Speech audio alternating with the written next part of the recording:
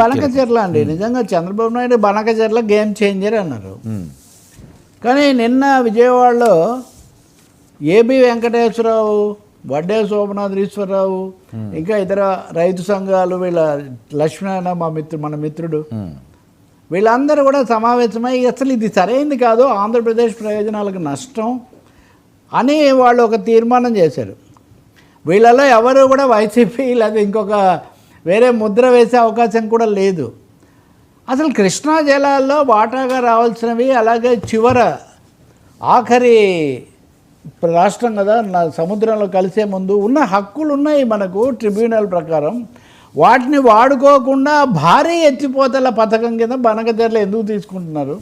దీనివల్ల ఖర్చు వ్యయ ప్రయాసలే కాకుండా అసలు రాజ్యాంగపరంగా మనకు ఆ లాస్ట్ స్టేట్ లాగా ఉన్నటువంటి మనకున్న హక్కులు కోల్పోతాము. ఇది ఏమాత్రం మంచిది కాదు అనే ఒక ఇది వాళ్ళు చాలా స్పష్టంగా చెప్తున్నారు.